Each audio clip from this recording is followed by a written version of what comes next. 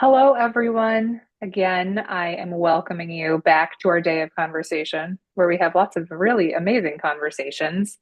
I'm still Kristen, and today at this time, I am being joined by Mary Elizabeth Akanaka, who is the VP of Clinical Services in Alsana at Birmingham. And we are going to be talking about a very cool thing that I am excited to learn more about, and that is compassion focused therapy, which, I was familiar with a lot of the other therapies, DBT, CBT, all of the acronyms, but not so much CFT. So, Mary, would you let us know what that is? Yeah, absolutely. Well, first of all, thank you so much for having me, Kristen. It's a pleasure to get to be a part of this for such an important week. So compassion focused therapy, I think you just mentioned like there are all of these other modalities, right? And I think they all serve a purpose, they all serve a function.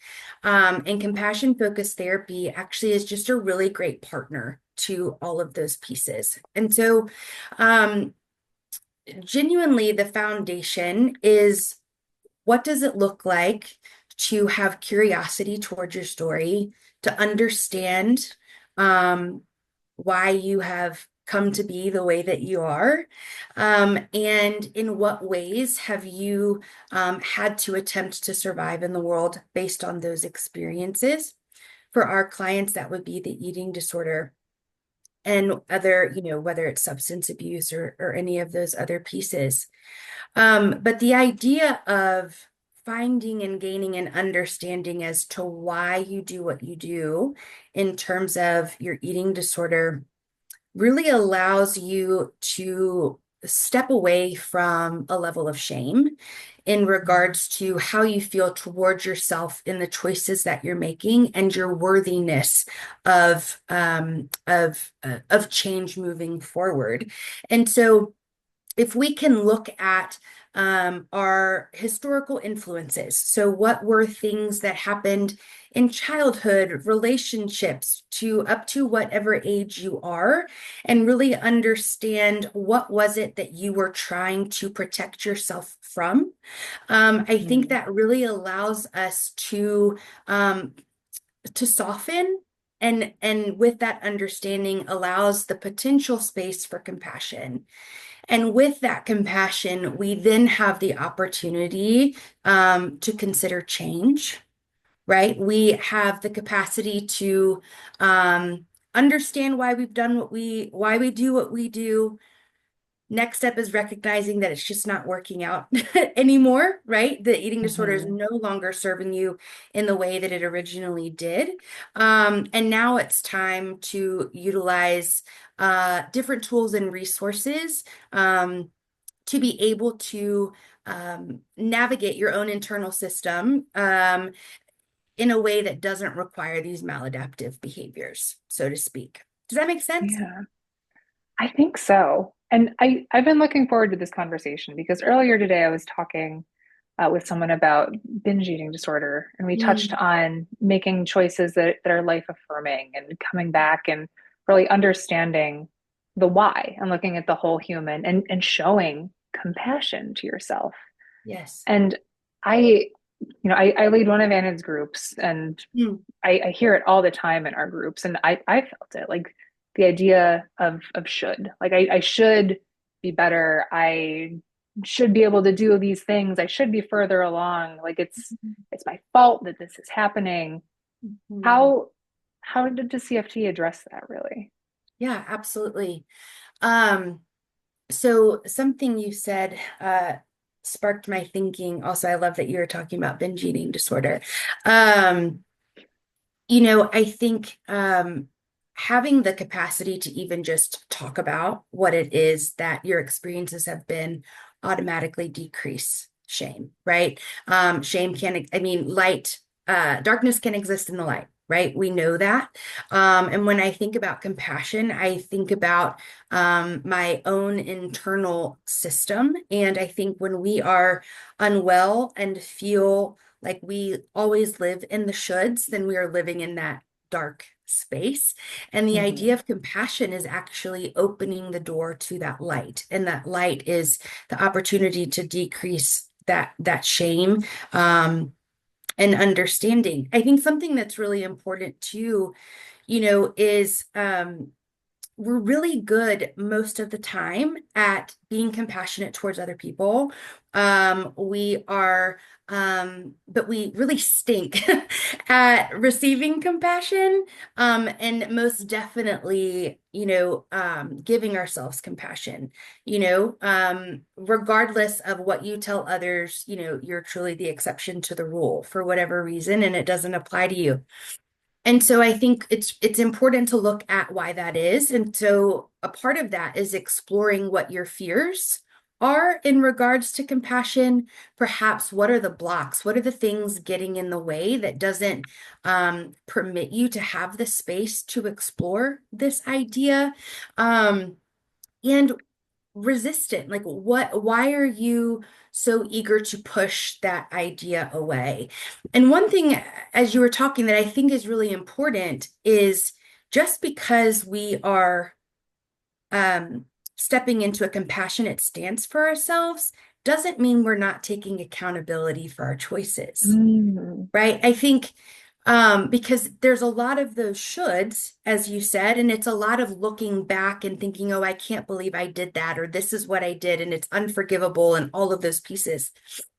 Well, I think both exist where, yes, I need to take accountability for the choices that I have made, and I do have to deal with the consequences of them.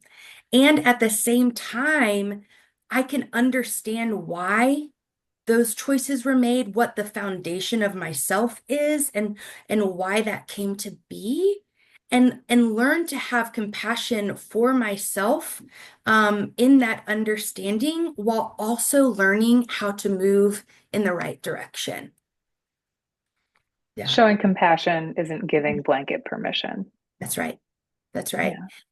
I think about, maybe a client who has, just such rigidity, and Mhm. it's like if I'm not rigid towards myself, if I'm not, you know, like there's no space for that compassion. And that's simply just not the case. Wow. Yeah. So we touched base before today, and there Yeah. was something that you brought up that I was really curious about more about like the eating disorders within an evolutionary framework. Like Mm. how does that work? Like why does this happen? Yeah, absolutely. So in CFT terms, it's known as the tricky brain. And so we Yeah. essentially are made up of an old brain and a new brain, hence evolutionary, right? Our minds, our abilities, our capacities over the years have changed. When humans were first on this earth, they were much more primal, right, than we are today, because survival looks different. The problem is that sometimes the old brain and the new brain don't know how to connect with each other properly. So, for example, an old brain, let's say you have a zebra out in the wild and he's just like munching on his grass, living his best life, having his Doing lunch. zebra things. That's Yeah. right, doing zebra things. And all of a sudden, a lion, right, comes charging. At that point, the zebra has three choices, right? It's going to try to flee. Um, it's going to stand still, kind of play dead, or it's going to fight back, right? And so it will make one of those choices. I think more often than not, I think zebras kind of play dead, because the lion's just not as interested. But anyway, that's besides the point. Once the lion leaves, meaning once the threat is gone, the zebra's done. He just goes right back to chewing his grass. Like He there can is shake it off and no, do his zebra thing yes, immediately. right. There is no aftermath to that experience. Okay. Whereas we, as evolutionary beings with this new brain, there's an aftermath to every experience that we have, whether positive or negative, right? That's what memories are. That's what Mhm. experience and learning is. We hear messages we are told things, and that is establishing our belief system within our brain, right? When we are faced with experiences that have been very activating or traumatic, our body, unfortunately, doesn't always know how to turn that off. And so, what can happen is we can be placed into what we call the threat system when there actually isn't a real threat in the space. So, for whatever reason, you were activated and your internal safety no longer exists. And so you are living in this space of threat, meaning you are always in caution. You know, I think about a person who walks into the room and maybe they always have to be facing the door, and, you know, you can watch their eyes kind of darting around to make sure that they are aware of every last detail, right? That Mhm. is them being in their threat system. They are preparing themselves for action if that is what has to happen. Um, the tricky part about that is the fact that that happens when it doesn't need to, Yeah. right? We can be in a space that demonstrates externally a space of safeness, right? We can't promise safety, but we can demonstrate safeness. And you know, we can be in a space that is demonstrating that, but your brain is still telling you that the lion is coming, Hmm. right? And so we have to learn how to soothe ourselves, to learn those DBT, CBT, all of those skills. I call it alphabet soup, um, to really be able to learn how to get into our soothe system and Mhm. to learn how to only go to the threat system as needed. It's very important, right? I mean, you need to have that, um, but not all of the time. And so, really Yeah. learning how to self-regulate in that way. Okay. Yeah. So I imagine understanding this, like really learning it and getting to the bottom of that makes it, I hopefully a little easier just to give Yes, yourself that grace and compassion. of course, I think so. I mean, I think if I understand why my brain thinks the way that it does, and that I'm not the only one, and this is truly, you Yeah. know, a part of evolution, then it's not my fault, right? Yeah. Like, I am not innately wrong or bad.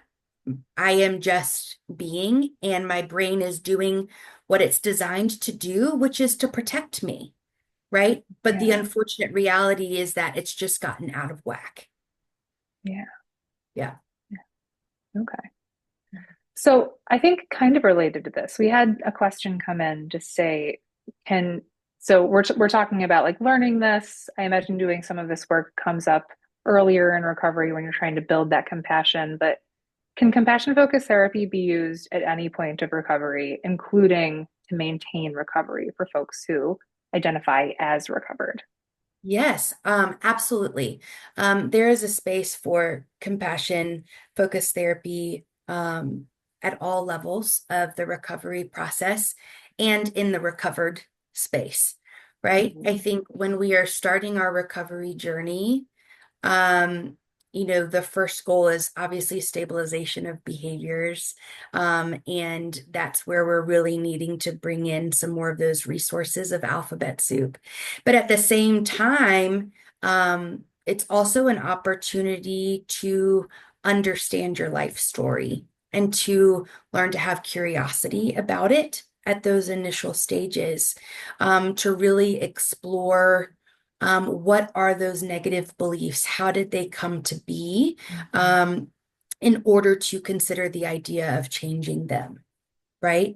I think then as you move on and progress, you know, that is where you then are able to truly do that deeper work of changing your internal beliefs about yourself and replace them potentially with a compassionate viewpoint on yourself because you've now come to this place of understanding. And then I think along the road, you know, I think staying curious is always the right step in recovery, right? Staying Mhm. curious and to understand why you made that choice, being accountable and also still moving forward, right? That to me that is a part of recovery. And so if we are doing that, then we are always working towards being in a space of compassion for ourselves. I really love that. And again, you're bringing in the accountability too. We're not giving ourselves carte blanche. We're not saying like, oh, I did that. I am now bad, or I can completely ignore it. Yeah. There's a sense of like ownership and Mhm. learning. It's Yes. collecting data on Yes. yourself. Yes, you're exactly right. You're exactly right. Yeah. Well, okay, I have a question too. And this, Okay. something that comes up for me personally, something I see all the time in the people around me, but why is it so much easier to be compassionate, to show grace to everyone else and not yourself? Hmm. Hmm. Because we are the exception to the rule, right? That's why, for whatever, not for whatever reason, our innate and historical influences, um, established a language that we have about ourselves towards ourselves. And that is the lens in which we see the world, right? That is how we see Mhm. everything. And if that is how I'm viewing the like myself and the world, then why would I qualify for compassion? Why would I be worthy of that? Right? I find that many people in our space, um, and that are in the process of recovery are such empaths and such smart, intelligent human beings. And so they're able to look across the room and hear somebody else's story, and it could be almost mirroring their own. And what they would tell that other person is night and day to what they would tell themselves, Yes. And so at that point, I ask my favorite question, which is what makes you so special? What makes you so special Mm, that you are like the one out of the bunch who got chosen to not be worthy of compassion? Right? yeah. Is that really how the world is designed? Is that really how we are designed as human beings? Or does this happen to be a flaw of humanity and the messages that we have received have really falsified the truth, right? Which is, I am worthy of love. I'm worthy of compassion. I'm worthy of caring for myself. I'm Yeah. worthy of moving forward. I'm worthy of doing something differently, right? All of those pieces that really come with that compassionate side. It's so true. I have Yeah. seen people who are struggling so hard give the most incredible advice, validate people, empathize. It's beautiful to see, Yeah. but they can't feel Hmm. it, you Yeah. know? Yep. Yeah, there's often it goes back to, the fear. What are you afraid Mhm. of if you were to let your wall down enough to give Yeah. yourself some compassion? I think to be curious requires vulnerability, right? Because you have to Mhm. explore. And that means putting your wall down to some extent. Um, or what are the blocks that are in the way? I think if I'm at the risk of being homeless, then my priority is finding housing. There's not space and time for compassion, right? What Yeah. are these like realistic life things that are happening that may get in the way of your ability to slow down enough to explore? Does that make sense? Yeah. And that's fair because I think a lot of the time we think about, therapy, doing the work on yourselves, recovery as happening in its own little bubble, right? Like, but we don't Mm-hmm. always have the No. luxury of being able to Right. focus on these things to the exclusion of everything Yep. else. And, the Yeah. bills still have to get paid, the kids still have to get to school. All of those things are Right. still happening. Hmm. Yes. And I go back to we are brilliant people who learn how to manage and juggle it all, but sometimes there's just too much to be able to really do that internal, you know, deep work. And so there is moments of time where you've got to get those pieces kind of figured out so that you can invest in yourself and make yourself a priority. Yeah. Yeah. Yeah.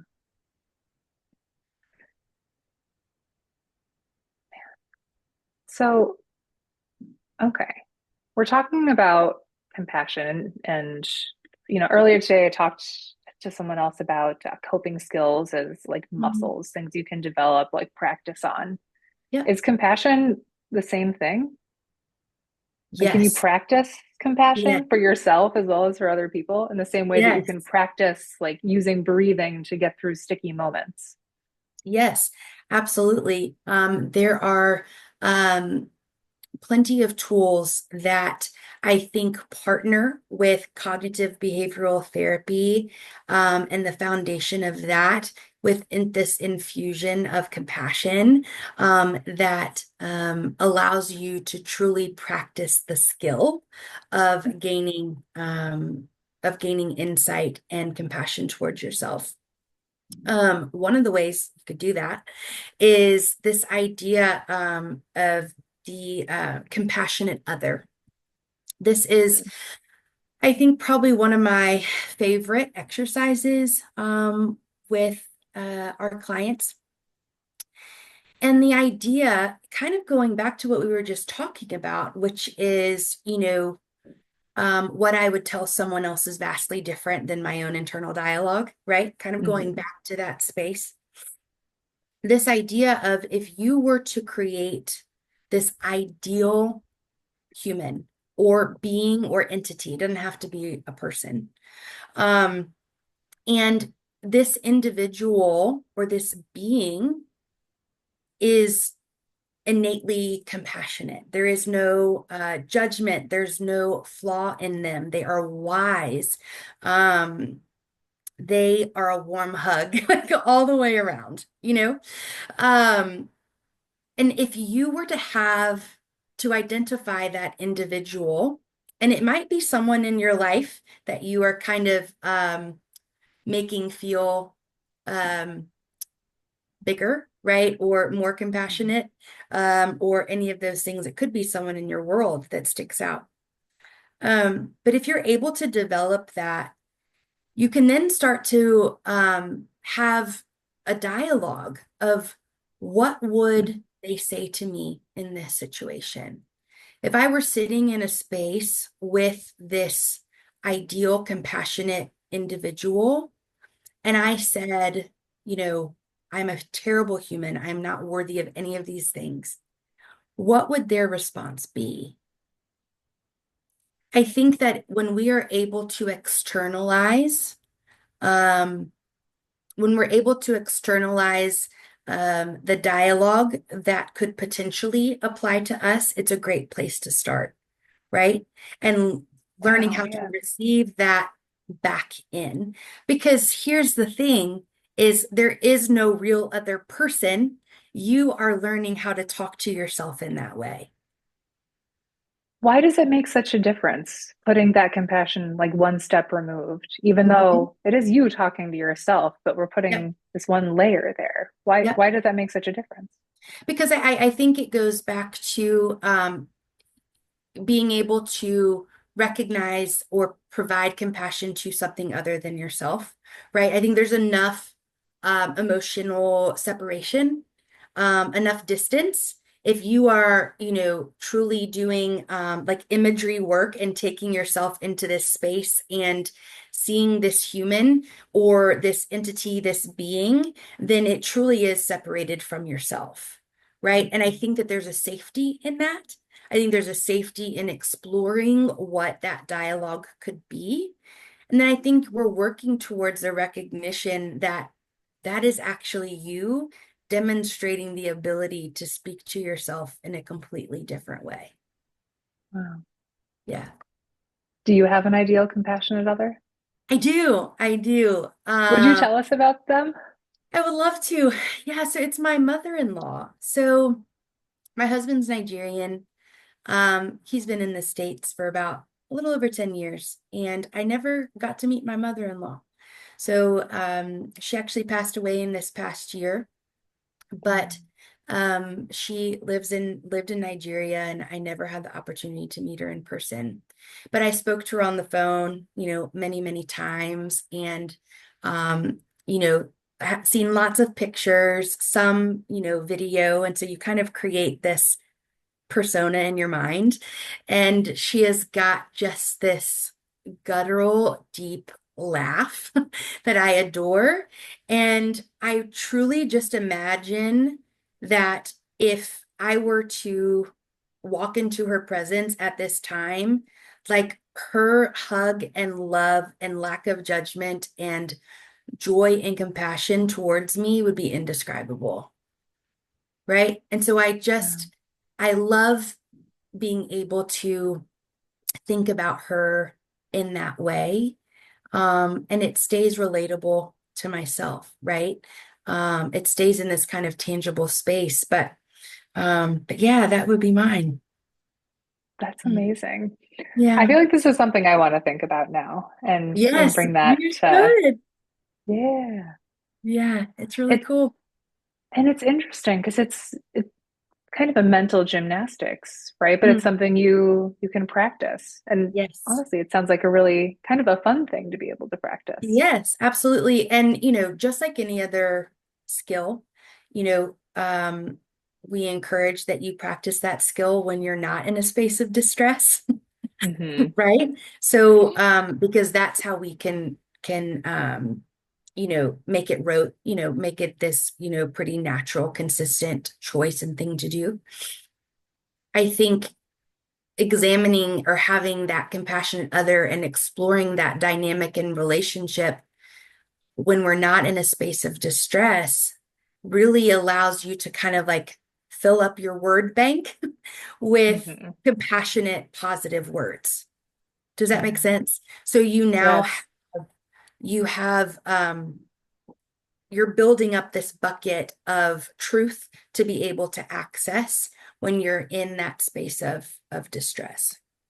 Yeah.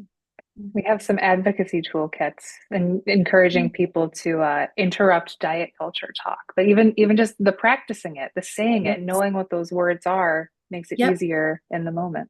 Yeah, Absolutely. Absolutely. amazing. Yeah. Okay, then final question, just to real quick Mhm. to wrap us off. What would you say to anyone listening who is still sitting there thinking like, "Ooh, I don't really deserve to be compassionate to myself." Mhm. You're not that special.